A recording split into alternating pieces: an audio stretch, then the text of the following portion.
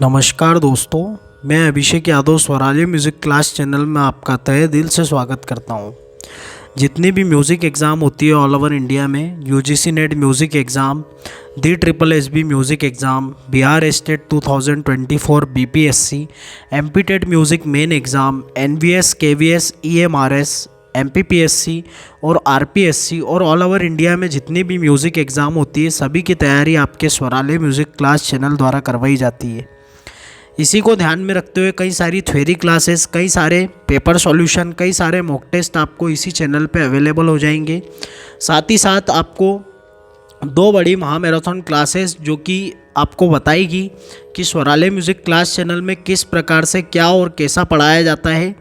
तो स्पेशली मैं आपको रिकमेंड करूँगा कि आप मेरी वो क्लासेस ज़रूर देखें। उसकी लिंक आपको डिस्क्रिप्शन में इस वीडियो के जस्ट नीचे मिल जाएगी। साथ ही साथ वो प्लेलिस्ट की लिंक है, तो उससे आपको ये फ़ायदा रहेगा कि सारे वीडियो एक ही जगह मिल जाएंगे। साथ ही साथ आपको न्यू मॉक टेस्ट सीरीज़ जो चल रही है उसकी लिंक भी उसके जस्ट नीचे, आपके महामैराथन क्लास की प्लेलिस्ट की लिंक के जस्ट नीचे न्यू मॉक टेस्ट सीरीज़ की लिंक भी, प्लेलिस्ट की लिंक भी मिल जाएगी, जिसमें आपको सारे न्यू मॉक टेस्ट जो मैंने करवाए हैं अभी हाल ही में 7 मॉक टेस्ट मैं आपके करवा चुका हूँ। आज आपका 8वां मॉक टेस्ट मैं करवाने वाला हूँ, जिसमें आप देख सकते हैं कि किस प्रकार के प्रश्न मैंने रखे हैं। तो ये आपका पहला प्रश्न है, आदि आचार्य कौन है? जोगी मत जा किस गायक का प्रसिद्ध भजन है? इस प्रकार के प्रश्न आपको बढ़िया बढ़िया प्रश्न देखने को मिलेंगे मॉक टेस्ट में। तो ये मॉक टेस्ट शुरू करते हैं। शुरू करने से पहले मैं आपको बता दूं कि एमपी टेट जो स्टूडेंट्स हैं उनके लिए बहुत बड़ी खुशखबरी है कि जो आपका ईएसबी है, यानी कि आपके मध्य प्रदेश सिलेक्शन बोर्ड वाला जो ऑफिस है, वहाँ से व्यापम ने आपका जो है वो आपका कैलेंडर जारी कर दिया है। और काफ़ी टाइम से स्टूडेंट मुझसे पूछ रहे थे, जो हमारी बैच से भी जुड़े हैं वो भी पूछ रहे थे कि सर आखिर एग्ज़ाम कब होगी, हमने जो मेहनत करी कहीं वो हमारी वेस्ट तो नहीं हो जाएगी। तो मैंने उनसे कहा था कि एग्ज़ाम ज़रूर होगी आपकी। और यूट्यूब पे भी काफ़ी पहले आते थे कमेंट कि सर एमपी टेट एग्ज़ाम कब होगी। तो अब उनके लिए भी ये खुशखबरी है कि चलो हमारी एग्ज़ाम की डेट तो आई कम से कम। तो ये आपकी अगस्त मंथ में डेट नहीं आई है, माफ़ी चाहूँगा, लेकिन मंथ यहाँ पे क्लियर हो गया आपका एग्ज़ाम कैलेंडर के हिसाब से कि आपकी अगस्त मंथ में एग्ज़ाम होगी। तो ये आप बेफिक्र हो जाइए यहाँ से कि आपकी एग्ज़ाम तो होगी, लेकिन अगस्त मंथ में होगी। आपको थोड़ा लंबा इंतज़ार करना होगा। अब इसमें यह होगा कि आपके जून जुलाई तक फॉर्म भराएंगे, जून जुलाई तक। और आप यहाँ पे देख सकते हैं ये सारे जो विषय हैं आपके संगीत के, खेलकूद के, प्राथमिक शिक्षा और सभी की ये चयन परीक्षा आपकी अगस्त में आयोजित होगी। और हो सकता है कि आपकी पात्रता परीक्षा भी हो, पात्रता परीक्षा यानी कि प्राथमिक की पात्रता परीक्षा, ये भी हो सकता है कि हो, क्योंकि पहले नहीं हुई थी। तो ये शायद ये भी हो सकता है कि विषयवार, क्योंकि जो विषय शिक्षक है उनके लिए प्राथमिक परीक्षा नहीं हुई थी, तो ऐसा हो सकता है कि प्राथमिक शिक्षक की जो परीक्षा मतलब आपकी निकले पात्रता की, तो वो आपकी गायन वादन नृत्य के लिए भी वो निकालें, ये भी हो सकता है। या फिर सिर्फ ये भी हो सकता है कि चयन परीक्षा ही हो। तो अब देखना है कि क्या होता है। तो हमारा नोटिफिकेशन आपको मई जून तक देखने को मिल जाएगा। तो आज ये भी मुझे अपडेट देनी थी आपको। तो अगर आप में से कोई एमपी टेट का स्टूडेंट है और हमारे चैनल से जुड़ा हुआ है, और अगर आप इस कोर्स को ज्वाइन करना चाहते हैं, तो ये कोर्स मैंने काफ़ी पहले लॉन्च किया था। अब सब कुछ आपको रिकॉर्डेड फॉर्म में मिल जाएगा। ये पूरा कोर्स कंप्लीट हो चुका है। तो इसमें आपको टोटल 24 क्लासेस मिलेंगी, 24 क्लासेस प्लस एक मैराथन क्लास भी मैं लूँगा आखिरी में एग्ज़ाम के टाइम पे, एक मैराथन क्लास होगी। साथ ही साथ आपके टॉप 150 क्वेश्चंस के 2 सेट हैं मेरे पास, इसी के मतलब इसी उसमें है कोर्स में। ये सब कुछ आपको मिलने वाला है इसमें। और आपका ये रहेगा, और साथ ही साथ स्टडी मटेरियल और जो टेस्ट है आपके, टोटल 6 टेस्ट मिलेंगे आपको, जिसमें हर एक टेस्ट में आपके 90 क्वेश्चंस है। और लास्ट वाले टेस्ट में मैंने 100 क्वेश्चंस रखे हैं, क्योंकि वो थोड़ा इम्पॉर्टेंट होगा। तो इस प्रकार से काफ़ी सारे क्वेश्चंस आपके करा दिए जाएंगे, और बिल्कुल एमपी टेट के हिसाब से ही तैयारी हो रही है इसमें। तो इसमें रिकॉर्डेड क्लास में मैंने आपके जो ये है आपके इंस्ट्रूमेंट है, कुछ इस प्रकार के इंस्ट्रूमेंट पूछे गए थे पात्रता में जो हमको पता भी नहीं थे, तो वो सब चीज़ें यहाँ पे कवर की गई है। तो अगर आप में से जो भी जुड़ना चाहता है तो मेरे इस नंबर पे कांटेक्ट कर लीजिए, जिससे आप जुड़ के कांटेक्ट करके रजिस्ट्रेशन करवा सकते हैं।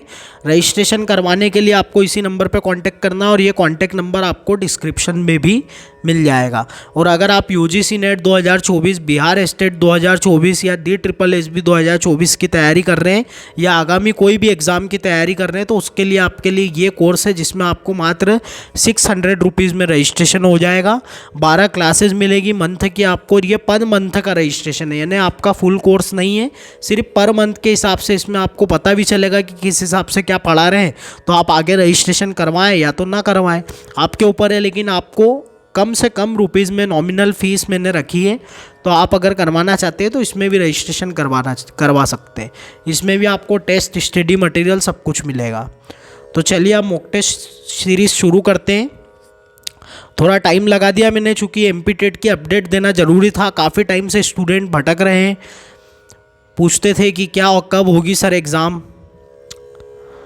तो अब उनके लिए खुशखबरी है, अच्छी बात है। बस आप तैयारी में लग जाइए अब से। अभी भी आपके पास 4 से 5 महीने अगर आपने कुछ नहीं पढ़ा है तो बिल्कुल आप कोर्स से जुड़ के बिल्कुल और यूट्यूब क्लासेस से जुड़ के बिल्कुल सफलता हासिल कर सकते हैं। तो चलिए अब हमारा मॉक टेस्ट शुरू करते हैं। अगर आप टेलीग्राम से नहीं जुड़े हैं तो वहाँ भी जुड़ जाइए। वहाँ डेली मैं आपके 5 MCQ कराता हूँ और जिस दिन नहीं करा पाता हूँ उसके अगले दिन 10 क्वेश्चन डालता हूँ। तो चलिए अब शुरू करते हैं। सबसे पहला प्रश्न है आपका, किस भारतीय संगीतज्ञ को ग्रैमी पुरस्कार से सम्मानित किया गया? अली अकबर खां, जाकिर हुसैन, विश्व मोहन भट्ट या फिर अमजद अली खां? तो ये जो प्रश्न है आपका, ये क्लेम का प्रश्न बनता है। ऐसा इसलिए है कि यहाँ पे 2 ऐसे कलाकार हैं जिनको ग्रैमी पुरस्कार मिला है, विश्व मोहन भट्ट जी को और जाकिर हुसैन जी को।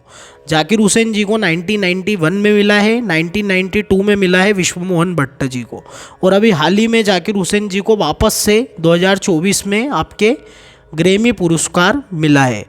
तो ये चीज़ आप समझ लीजिए कि यहाँ पे ये जो प्रश्न है आपका क्लेम का है, क्योंकि इसमें 2 आंसर है आपके। जब इन्होंने प्रश्न भी ऐसा पूछा है कि ग्रैमी पुरस्कार से किन कलाकार को सम्मानित किया गया है, तो जाकिर हुसैन जी को भी किया गया है और विश्व मोहन भट्ट जी को भी किया हुआ है। तो ये आप याद रखिएगा। चलिए नेक्स्ट चलते हैं। संगीतज्ञों के संस्मरण पुस्तक किसने लिखी है? अब ये संस्मरण की जगह आप इसको संस्कार करिएगा। संगीतज्ञों के संस्कार ये पुस्तक का नाम है। तो ये आपके लिखी है विलायत हुसैन खां साहब ने। ओमकार नाथ ठाकुर जी ने लिखी है आपके प्रणव भारती। प्रणव भारती। जय सुखलाल शाह ने लिखी है आपके सारंग के प्रकार। सारंग के प्रकार इनकी पुस्तक है, यह आप नोट कर लीजिएगा।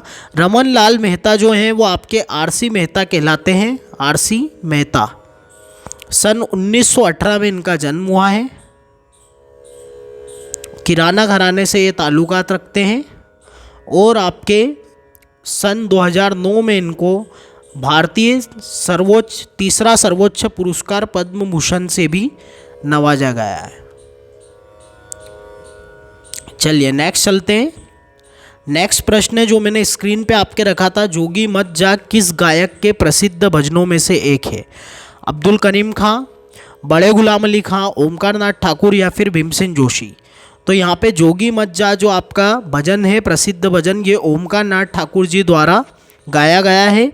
और अब्दुल करीम खां साहब की बात करें तो इनका है पिया बिन नहीं या पिया बिन चैन नहीं आवत, ये इनका भजन है। भजन नहीं है, ठुमरी है एक्चुअल में। बड़े गुलाम अली खां साहब की है आपके याद पिया की आए, याद पिया की आए, और आपके का करूँ सजनी आए ना बालम, का करूँ सजनी। और पंडित भीमसेन जोशी जी का फेमस भजन है जो भजे हरि को सदा, जो भजे हरि को सदा, भैरवी राग में है और काफ़ी सुंदर भजन है।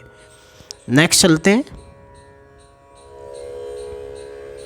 सारना चतुष्टयी सिद्धांत समझाने के लिए सारंगदेव द्वारा वीणा पर कितने तार चढ़ाने को कहा? 10, 12, 20 या फिर 22? तो सारना चतुष्टयी प्रयोग में भरत मुनि ने तो आपके 2 वीणाएं ली थी और 22 तार यहाँ पे चढ़ाने को कहा है। नेक्स्ट चलते हैं। चांचपुर क्या है? उत्तर भारतीय राग है, उत्तर भारतीय ताल है, दक्षिण भारतीय राग है या फिर दक्षिण भारतीय ताल है? तो ये आपके दक्षिण भारतीय ताल है। आदि आचार्य कौन है? दत्तिल है, मतंग है, भरत है या फिर नारद है? ये मैंने स्क्रीन पे रखा था प्रश्न आपके। तो आदि आचार्य आपके भरत मुनि, जिन्होंने नाट्य शास्त्र लिखा है। नाट्य शास्त्र की बात करें तो नाट्य शास्त्र में कुल अध्याय 36 है। 28 से 33 अध्याय तक आपके संगीत का वर्णन मिलता है। 28वें अध्याय में आपके स्वर, श्रुति, मूर्छना, जाति के लक्षण आदि का वर्णन मिलता है। 29वें अध्याय में आपके वीणा से संबंधित वीणा की उत्पत्ति, वीणा का बजाने का तरीका, वीणा बजाने की विधि और आपके जातियों के रसानुकूल प्रयोग, ये सब आपके 29वें अध्याय में मिलता है। 30वें अध्याय में आपके सुशील वाद्यों का वर्णन मिलता है। 31वें में आपके मिलता है लय, ताल, कला, विभिन्न प्रकार की तालों का वर्णन, लय का वर्णन, कला का वर्णन। 32वें में मिलता है आपके ध्रुवा के 5 भेद, ध्रुवा, गायकों और वादकों के गुण दोष, इन सब का वर्णन आपके मिलता है 32वें अध्याय में। और 33वें अध्याय में मिलता है आपके अवनद वाद्यों का वर्णन। अवनद वाद्य जो प्राचीन हुए हैं आपके, उनका वर्णन, उनके बजाने की विधि, बनावट, ये सब वर्णन आपके 33वें अध्याय में मिलता है। मतंग मुनि का जो ग्रंथ है आपका बृहदेशी है, इसमें राग का सर्वप्रथम उल्लेख मिलता है। दत्तिल मुनि का दत्तिलम, नारद का नारदी शिक्षा और आपका संगीत मकरंद, जिसमें अगर पूछ लिया जाए कि तान का सर्वप्रथम उल्लेख कहाँ मिलता है तो संगीत मकरंद में, और आपके नारदी शिक्षा में सबसे पहले गंधार ग्राम का उल्लेख मिलता है। तान का सर्वप्रथम नारदी शिक्षा में, इसको करेक्ट करिएगा, तान का सर्वप्रथम नारदी शिक्षा में, और संगीत मकरंद में ताल के प्राणों का वर्णन। थोड़ा एक जैसा इसलिए कंफ्यूज हो गया मैं। ताल के प्राणों का वर्णन और तान का सर्वप्रथम नारदी शिक्षा में। सदारंग का वास्तविक नाम क्या था? नियामत खां, खुसरो खां, नौबत खां या फिर फिरोज खां? तो आपके सदारंग का वास्तविक नाम था नियामत खां। फिरोज खां किसका उपनाम था? तो वो उसका उपनाम क्या था फिरोज खां का, तो अदारंग इनका उपनाम था। नेक्स्ट चलते हैं। पाश्चात्य ताल पद्धति में ताल के कितने प्रकार हैं? 2, 4, 3 या फिर 6? तो 2 प्रकार हैं, सिंपल टाइम और कंपाउंड टाइम। फिर इनके भी प्रकार हैं 3, ड्यूपल, ट्रिपल, क्वाड्रपल। उत्तरायता क्या है? गमक, मूर्छना, ताल प्राण या फिर जाति? तो उत्तरायता आपके मूर्छना है। नेक्स्ट चलते हैं।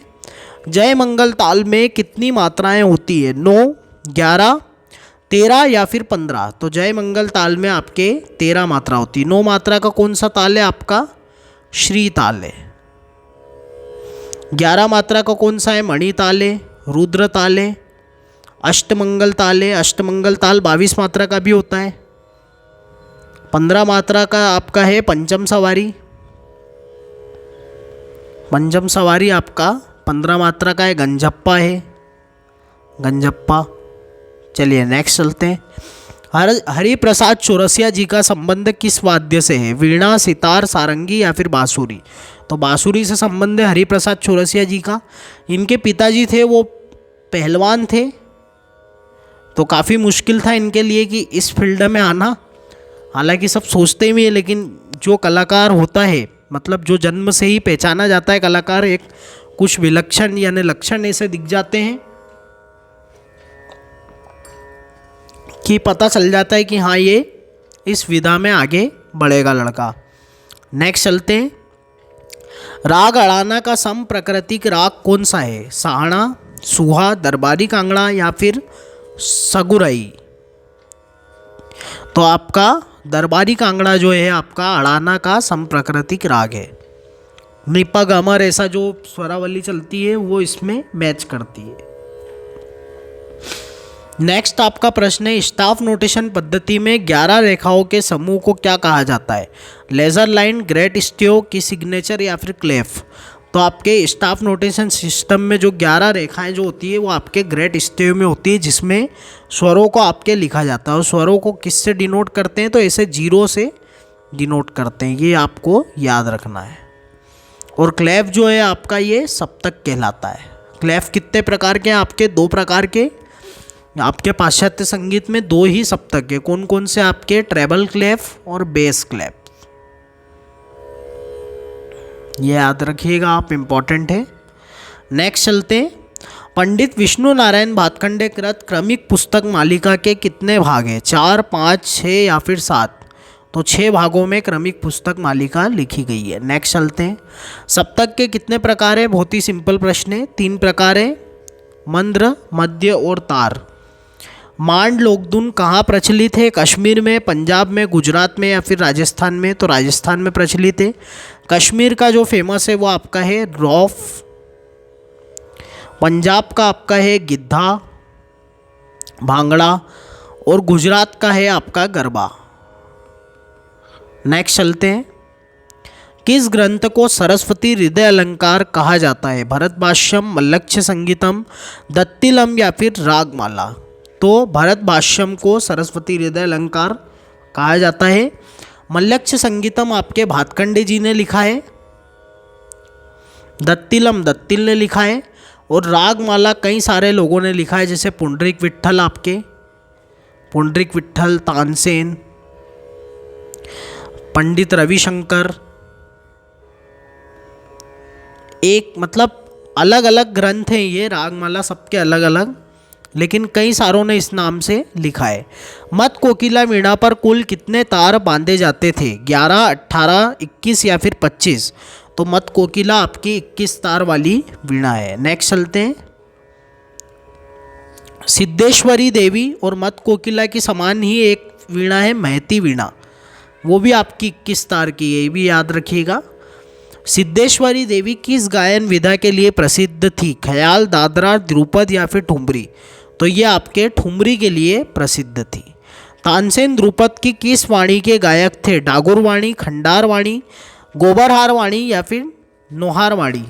तो तानसेन आपके जो थे गोबरहाणी के प्रवर्तक हैं और राजा की उपाधि इस वाणी को मिली है। नेक्स्ट चलते हैं। किस ग्रंथ में पहली बार बिलावल को शुद्ध स्वर सप्तक की तरह बताया गया है? नगमते आसिफी, मारिफुनगमात, कंठ कौमुदी, अंतर्राष्ट्रीय संगीत का इतिहास? तो आपके नगमते आसिफी जो कि आपके मोहम्मद रजा द्वारा निर्मित है, इसमें सर्वप्रथम आपके बिलावल को शुद्ध थाट माना है। अधिकतर प्राचीन विद्वान जो हुए हैं सभी ने आपके काफ़ी को शुद्ध थाट माना है, काफ़ी को शुद्ध थाट माना है। तो इन्होंने आपके नगमते आसिफी में बिलावल को शुद्ध थाट माना है। और एक आपका ग्रंथ है राधा गोविंद संगीत सार। राधा गोविंद संगीत सार एक ग्रंथ है जो कि है आपका सवाई प्रताप सिंह का, सवाई प्रताप सिंह का ग्रंथ है। तो इन्होंने भी बिलावल को शुद्ध थाट माना है। सर्वप्रथम यही 2 ग्रंथ ऐसे आपके राधा गोविंद संगीत सार और नगमते आसिफी, इन दोनों में आपके शुद्ध थाट जो माना है वो आपके बिलावल को माना है। मारिफुनगमात के लेखक को ने अभी थोड़े दिन पहले ही हमने चर्चा करी है, नवाब अली। इसके पहले के मॉक टेस्ट में, पहले के मॉक टेस्ट आप जरूर देखिएगा, सब कुछ आपको उसमें देखने को मिलेगा, काफ़ी कुछ पढ़ाया है मैंने उसमें भी। अब तकरीबन आपके 8 मॉक टेस्ट हो चुके हैं और एक मॉक टेस्ट में मैंने तकरीबन 25 क्वेश्चन आपके करवाए हैं। देखा जाए तो 50 क्वेश्चन कराए, क्योंकि एक ही क्वेश्चन में हम कई सारे क्वेश्चन कर लेते हैं। तो आपके तकरीबन आराम से 500 प्लस क्वेश्चन हो चुके हैं। नेक्स्ट चलते हैं। किशोरीबाई अमोनकर की माँ का नाम क्या था? केसरबाई केरकर, हीराबाई बरोड़कर, मोदूबाई कुडीरकर या फिर अंजनीबाई मालपेकर। तो आपके मोदूबाई कुडीरकर जो हैं आपके किशोरीबाई अमोनकर की माता जी हैं और ये आपके जयपुर अतरौली घराने से संबंधित है। जयपुर अतरौली घराना इनका लगता है। केसरबाई भी आपके जयपुर अतरौली घराने की और हीराबाई बरोड़कर आपके किराना घराने की और अब्दुल करीम खास आपकी बेटी और शिष्या दोनों हैं ये। नेक्स्ट चलते हैं। उस गायन विधा का नाम बताइए जिसमें स्थायी अंतरा संचारी अभोग अंगों का प्रयोग होता है। धमार, तराना, चतुरंग या फिर ध्रुपद। तो आपके प्राचीन में ध्रुपद जो होता था इसमें चारों अंगों को गाया जाता था। आज के समय में सिर्फ स्थायी और अंतरा ही प्रचलित है। नेक्स्ट चलते हैं। जौनपुरी राग का सबसे उपयुक्त स्वर समूह कौन सा है? मपधनिसा, रेगा सारे निसा, सारे मग रेसा, मपध साधप। तो ये आपके रेगा सारे निसा ये आपका देसी राग का है और मपधनिसा जो है आपका जौनपुरी राग का है। ये करेक्ट हो जाएगा आपका। यहाँ पे अलंत लगा है इसका मतलब ये कोमलधा है, ये याद रखिएगा। नेक्स्ट।